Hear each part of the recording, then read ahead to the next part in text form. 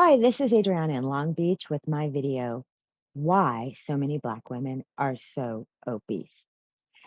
First, a little history about obesity itself. It is only very recently in human history that being overweight was not a symbol of high status.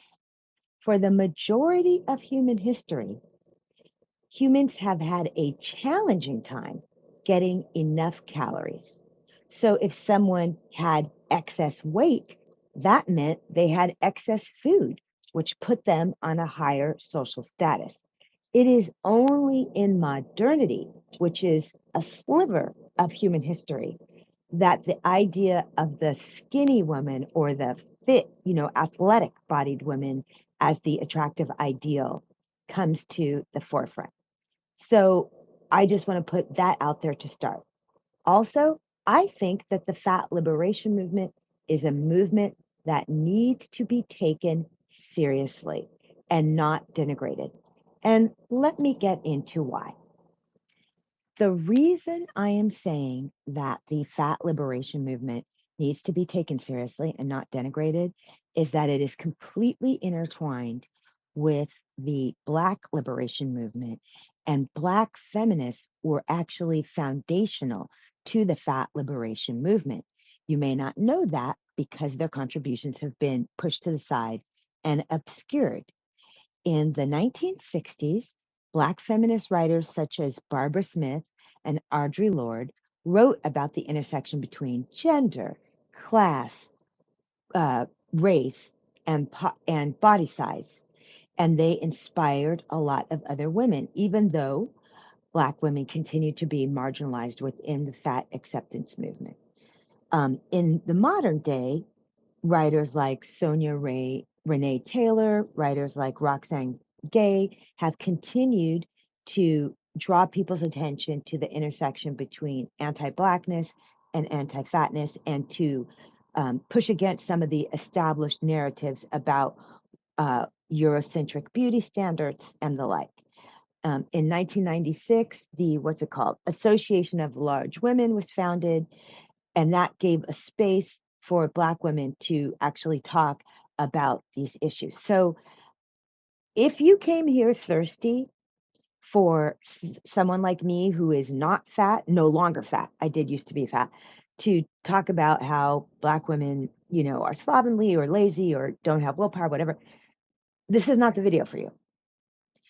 I am here to talk about the science behind why so many Black women are obese.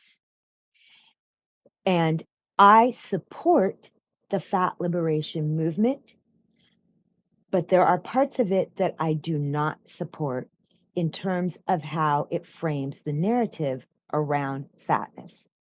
And there are parts of the anti-fat movement that I do not support in terms of how it frames the narrative.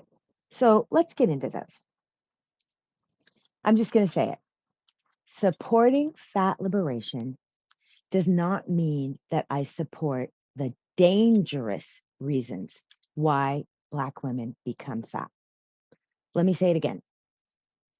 Supporting fat liberation and body acceptance does not mean that I support the dangerous reasons why so many Black women become fat. The fat liberation movement wants to talk about societal acceptance and personal acceptance of a variety of body sizes. And that is totally legit. They also want to talk about capitalism and how there is a huge money-making market in making people feel less than adequate in their own bodies in order to sell them this, that, and the other product and service that makes money for corporations. That is completely legit. But there's a part of the fat liberation critique of capitalism that ignores something really important, which is that capitalism systemically allows for profits to be put over people in such a way that things outside of an individual's control end up physiologically contributing to them being obese. And I don't feel that that gets discussed enough.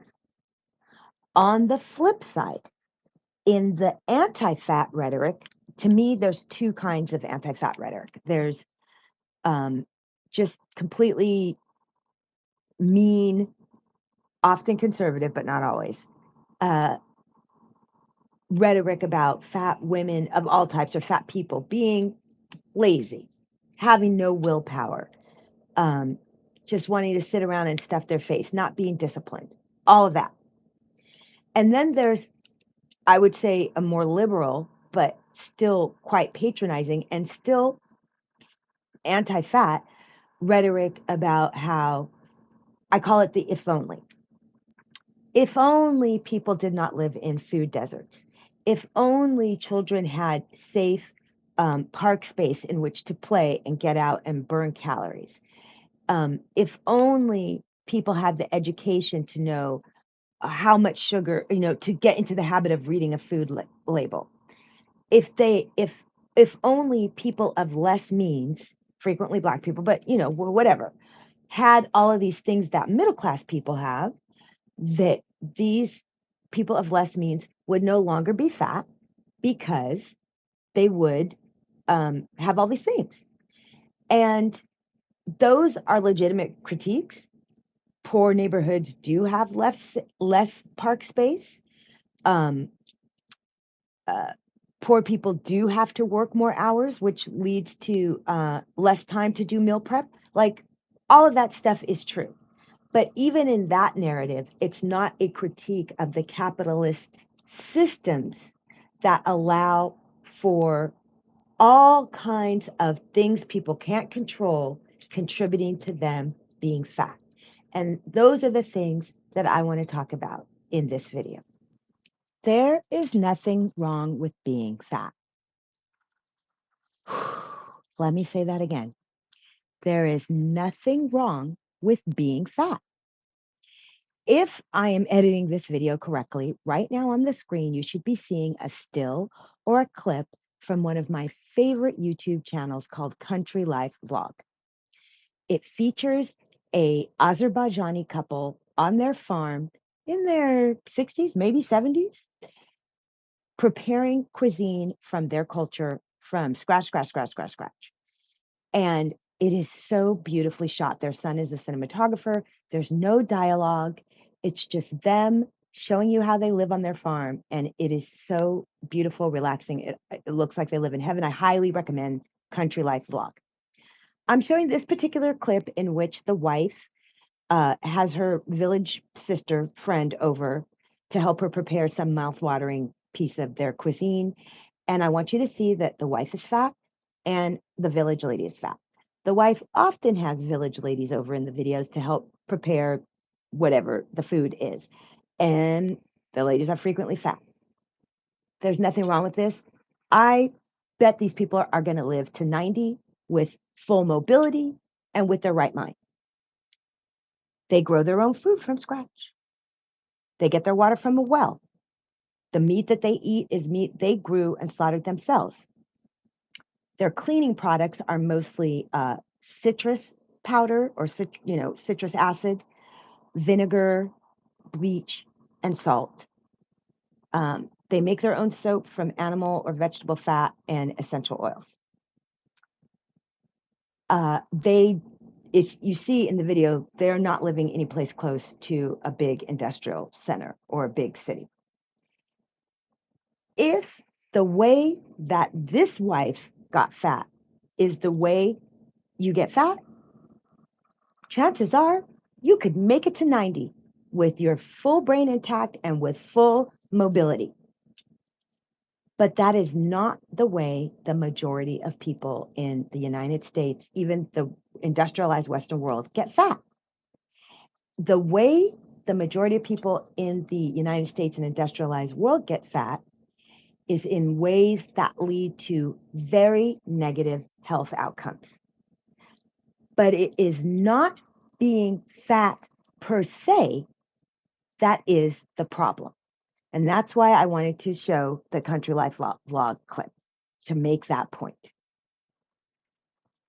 The first thing I want to point out about why Black women are so many Black women are so frequently obese is pretty straightforward. Black women are so frequently obese because the entire human population is getting more obese. If I'm doing this right, you should be seeing a still on the screen over there. That is the percentage of people who were overweight in selected world countries from 1975 to 2016. Do you see the chart? It's going up, up, up, up, up, up, up. In the US, obesity rates have climbed dramatically. Currently, 40% of the US population qualifies as obese. This even includes more babies being born obese and more obese under 2-year-olds, toddlers. So whatever happens in the population, it's going to happen to Black people more. The population is getting fatter. So, of course, more Black people and Black women especially are going to be obese. And I pointed the part out about more babies being born obese because if a baby is born obese, it's not about personal choices. It's about something else. Because what personal choices were they making the 9 months that they were in the womb? Like, you know. So yes, way more Black people, Black women are obese than were back in the day of your parents' day or of our grandparents' day. But that's the case not just in the US, but worldwide. So the chart speaks for itself. Okay, let's get into why globally obesity has increased. I want to talk about the first thing is endocrine disruptors. Endocrine disruptors, as this chart shows, are chemicals that mimic the hormones in the body. So in a cell, there is a receptor for every kind of hormone. And it's a receptor because it's in a specific shape that fits one specific hormone, right? So shape number 1 fits this hormone. Shape number 2 fits this hormone. What endocrine disruptor chemicals can do is they can sit in the receptor spot, fooling the cell into thinking that it's dealing with a hormone when it's really dealing with this outside chemical. There is a subset of endocrine disruptors called obesogens. These are endocrine disruptors that cause obesity. Now, the science is not completely settled on exactly how obesogens cause obesity, but let's get into some theories that scientists that are bubbling up in the scientific community and getting some play. Okay, so what are the physiological ways that scientists think obesogens may increase the rate of obesity in the population? Obesogens may increase the body's production of actual fat cells. Obesogens may increase the number of molecules of fat stored in each individual cell. Obesogens may alter the cycle of life for fat cells. So the number of fat cells produced may stay the same, but obesogens may slow down the destruction of fat cells. So in the overall, the body is carrying more fat cells and is more fat. Obesogens may change something called the basal metabolic rate. So the basal metabolic rate is, imagine yourself lying on a couch, completely still, breathing normally. That is you at rest. And at rest, your body burns a certain number of calories. That's called your basal metabolic rate. Obesogens may disrupt that and bring down the number of calories that you actually burn while you're at rest. which means you could be eating the same amount of food as everybody else, but you're gaining weight. Obesogens may disrupt the microbiome in your gut. It may disrupt gut microbes so that when food is digested, more of it is sent to fat storage than is sent to burn for energy. Lastly, obesogens may disrupt the brain, the parts of the brain that control the feeling of being full, that control hunger and appetite. So those are the physiological ways that the endocrine disruptors known as obesogens disrupt the body in a way that contributes to obesity. Now I want to tell you something about obesogens that really blew my mind, which is how they can change DNA.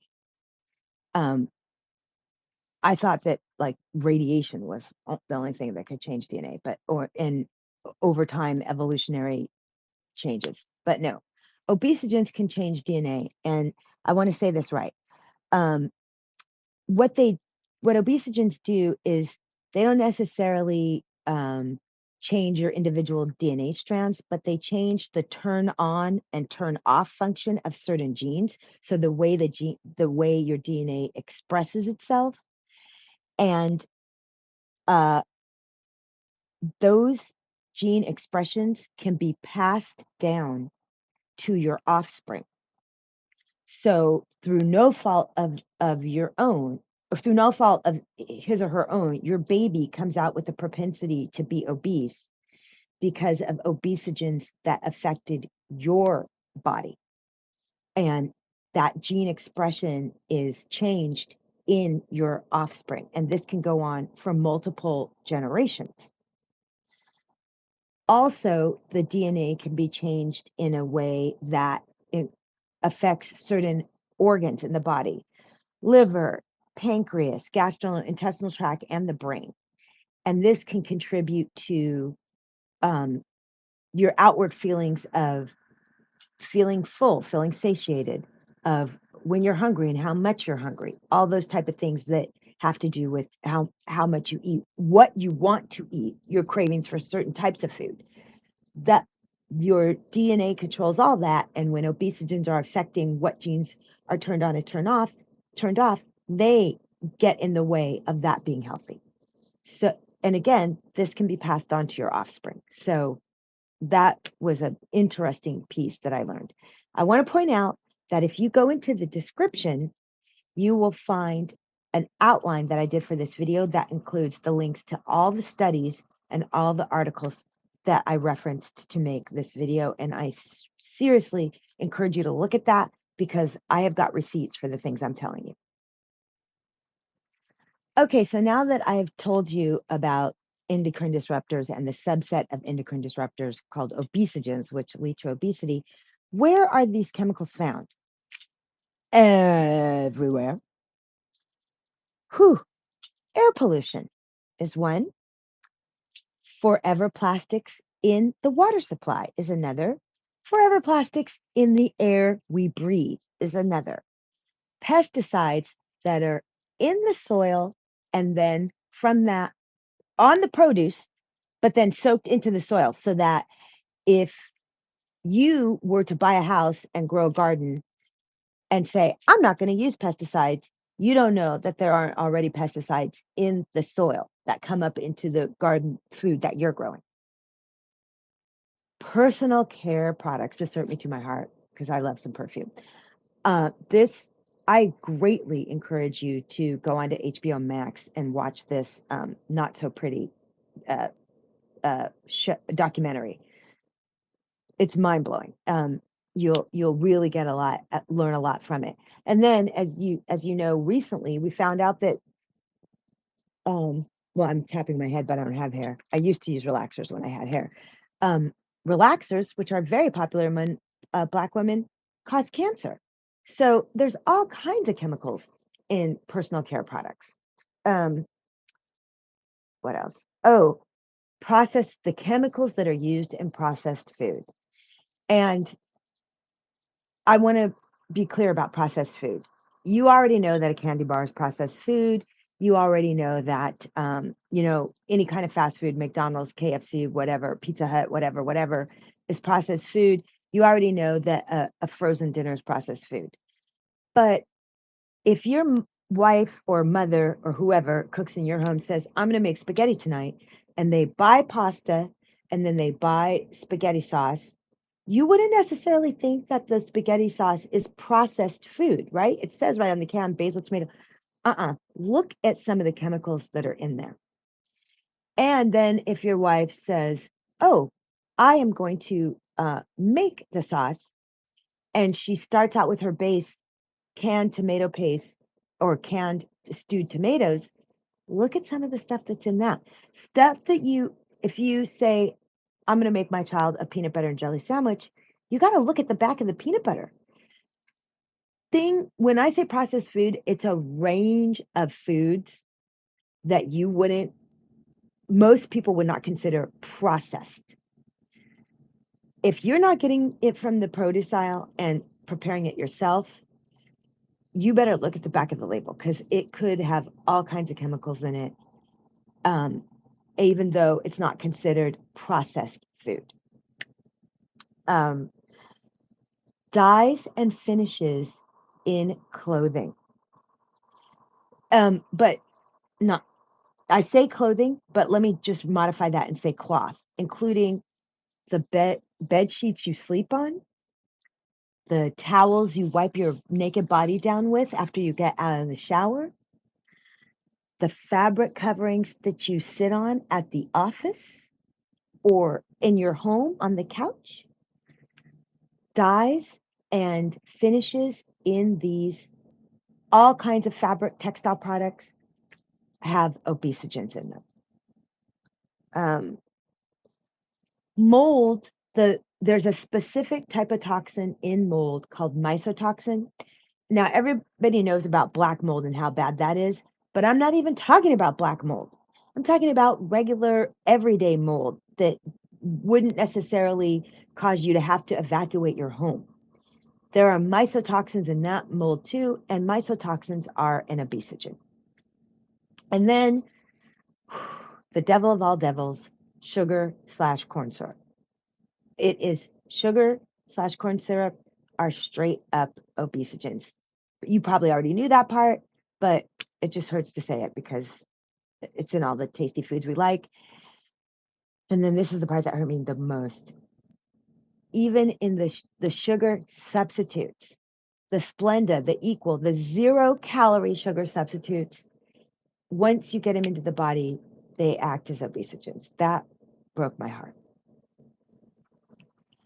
Okay, so at this point, you're probably looking at me and being like, okay, Adriana, if obesogens are everywhere, like you say, then everyone is being exposed to them. So that does not explain why Black women are so frequently obese. And this is what I want to address in this segment of the video. First of all, Black women have a lower calorie burning resting rate. That basal metabolic rate that I told you about, it starts out with Black women having a lower one than the other races. And then women in general are born with more fat cells than men.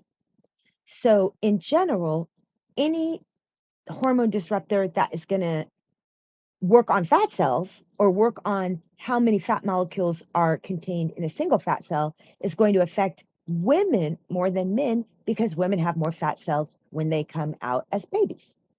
So that's why women are more affected, and that's why Black women, as a subset of women, are more affected. But there are other reasons as well. Let's talk about air pollution.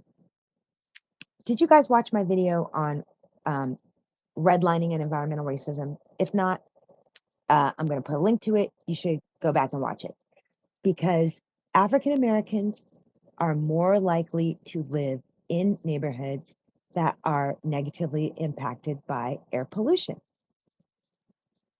And again, we could talk about the history of environmental racism. It is what it is. Let's talk about processed food.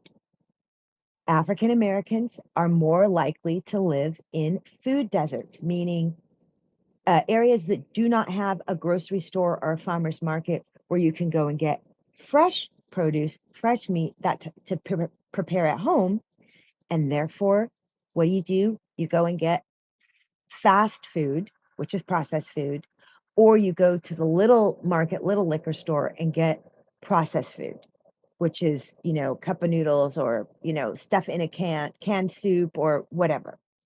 So a lot of these little WIC stores that serve underserved communities are not carrying fresh produce. They're carrying highly processed foods. And Black people are more frequently living in neighborhoods that are served by stores like that. So I wasn't surprised by the Black people live closer to air pollution and Black people live in food deserts one, but here's one I was surprised by. African American kids are more likely to be on the school lunch program. Okay, that part's not necessarily a surprise. School lunches are filled with A, sugar, and B, processed foods. I didn't know that. I thought school lunches were supposed to be healthy. Whoa, was I disabused of that notion? What's going on with school lunches is just a crime. The other thing that blew my mind is mold. It stands to figure that if African Americans are more likely to live in older housing stock, they may be more likely to live in places that have mold. That makes sense, and that is actually true. But mold in the schools, in the school buildings for K through 12, where the kids have to sit, 7 hours a day and learn, so much more likely in schools that Black children go to have mold in the buildings that is not being treated because the schools don't have the money to treat it. That's criminal because you're affecting kids, and that blew my mind. So those two factors those are two reasons why Black people are more affected by those two types of obesogens. Okay, now I want to talk about other factors, physiological factors that influence weight gain, but is not about outside chemicals coming into the body. Lack of sleep. Let me tell you what not having good sleep hygiene does. Um, it disrupts the production of a chemical that the body naturally produces called leptin. And that's a hormone that tells the body, okay, you've eaten enough, you're satiated. And lack of sleep increases a hormone called ghrelin. And ghrelin is the hormone that tells the brain, you're hungry, you should eat something. So did you hear that? Leptin that says, okay, you've eaten enough, goes down. And ghrelin that says, you're hungry, you should eat something, goes up when you don't get enough sleep. Cortisol. If you continually do not get enough sleep, cortisol, which is the stress hormone, its levels go up. That can increase appetite, fat storage, and it can decrease resistance to insulin.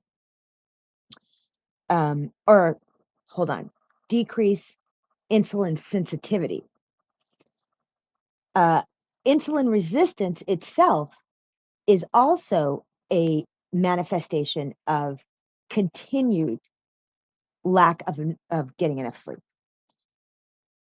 Decreased metabolism. So remember, we were talking about that lying down, breathing regularly, caloric burning, the basal metabolic rate. Continued lack of sleep decreases the basal metabolic rate. So just one thing, not having proper sleep hygiene can absolutely lead to weight gain. Okay, so what do these things have to do with Black women in particular? Black people in the United States have a wealth gap between them and white people. So because they have less money, they work more hours. Working more hours leads to getting less sleep, like in general. But in specific to Black women are more likely to be single heads of household, which means that after they work, they have to do all the things for the kids. So that leads to chronic undersleeping. So that's specific to Black women. Okay, another one that doesn't have to do with chemicals coming into the body is what I call the toxic stress doom loop. So what happens when you're stressed is you get the fight or flight response. You've all heard of that.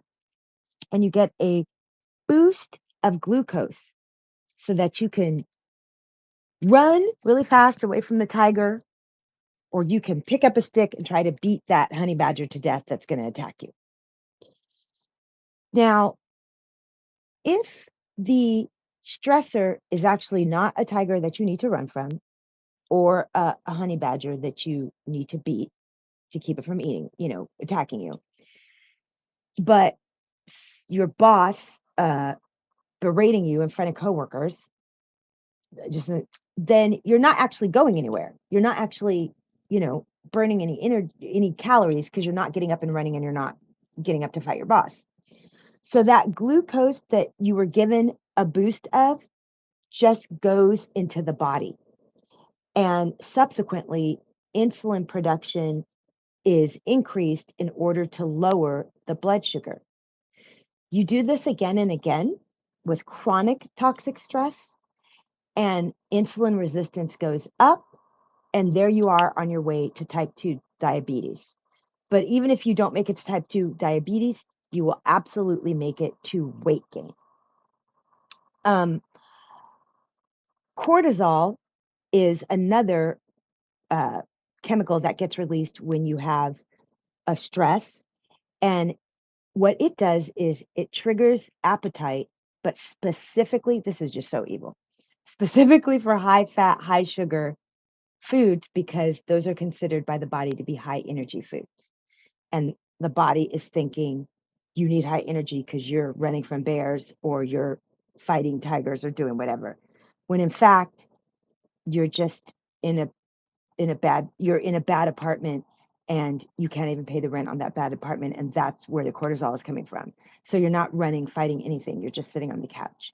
But cortisol is being released into the body, and chronic cortisol release from chronic toxic stress can also lead to insulin resistance, which leads to weight gain. The other thing that cortisol does, disrupts your sleep, because the body does not want you sleeping when there are tigers and bears around that are trying to attack you and fighting. That's not the time to be sleepy. You got to be on alert. When your sleep is disrupted, all the things I told you that happen with lack of sleep to make you gain weight go. So it's a doom loop, and it's very unfortunate, but chronic stress can absolutely lead to weight gain. Okay, so regarding trauma, please click again on the link. There are plenty of studies that show that Black children are much more likely to experience ACEs, adverse childhood experiences, the type of trauma that increases the likelihood that you will be obese when you're an adult. In fact, you should just read about ACEs in general, because there are a host of negative health outcomes that are increased when you suffer from ACEs, and uh, being fat would be the least of it. The other thing, and I didn't think about this until I started doing this research. Black children, and this is related to the air pollution part, are much more likely to have asthma. So I've never had asthma, and I've never had an asthma attack, but from people who have had it, and from what I was reading, when you're little and you're having an asthma attack, you literally can't breathe and it feels like you're going to die. That's a trauma. So in addition to Black children having asthma and therefore being less likely to be involved in vigorous exercise as kids, which can lead to obesity, the trauma of having asthma, repeated asthma attacks because of the crappy air pollution neighborhood in which you live, or because your mom can't afford your asthma to keep your asthma medication always on hand, it's a trauma, and it can be chronic if you're having asthma attacks frequently. And that's the type of adverse childhood experience which can lead to obesity. So, okay, I want to talk about this very interesting scientific analysis called the grandmother effect. It was done with a living experiment where there was a city during World War II that was split in half, and the Nazis controlled one part of the city, and the Allies controlled another. And one part of the city got enough food, and the other half of the city almost starved to death. Looking at the women who were pregnant in that city during that time and comparing the ones that got enough food to the ones that were barely making it as far as food, there was a epigenetic difference in the children and grandchildren of the women who nearly starved while they were pregnant. And this is called the grandmother effect. Changes in gene expression that are brought on by chemicals or situations when a woman is pregnant get passed down to her baby and then to the babies that her baby has. Okay, think about the implications of this. Black people in the United States have been through a lot of trauma. And not all of it is far, far, far away in the slavery day past. So, whatever situations Black people were exposed to, their children could have worked super hard and done the best they could and gotten out of that situation. And then their children could have even gotten farther than that and even risen up the social ladder even farther. But the way the genes are expressed in their bodies, over which they have no control, could still be leading to them being obese from what happened to grandma. So it doesn't matter if, your Black neighbor is living in a middle class neighborhood, same as you, has access to parks and the rec center and the gym, same as you, has a middle class job, same as you, and seems to not be eating any more or any less than you are. Their grandmama could have been in a lot less fortunate situation. And that's going to make it so that they could be exercising the same as you and eating the same as you, but still be not losing weight the way you are or not maintaining weight the way you are. Grandmother effect is real. The other thing I want to talk about is trauma as it relates to the fetus that is growing inside, right? So whatever chemicals your mom was exposed to or whatever trauma your mom was exposed to changes your DNA, changes how you come out, which is why we're getting all these newborns coming out of the womb that are considered obese based not on their baby weight, but on the amount of fat cells as a percentage of their total weight. These obesogens affect the fetus while it's in vitro. And it is causing people to come out either as obese babies or having already the genetic propensity to be obese. So here is what I want to say about this. The SCOTUS, the Supreme Court, just overturned the Chevron doctrine. I did a little short about that. I encourage you to watch it. But it was done on purpose by the conservative judges for the specific purpose of agencies such as the EPA to not be able to do their job. And it was done right as the EPA is introducing new regulations to try to get forever chemicals out of the water and air, just as a start. They were going to be the EPA under Biden administration was going to be looking at a bunch of toxins. Now their ability to do that effectively is greatly decreased because of this SCOTUS reading. Because corporations want to put their profits over people, and they don't care how much they are filling the environment with toxins as long as it is making them some profit. This is the conversation Black people need to be having around why Black women or Black people in general are so fat. Racialized capitalism is why.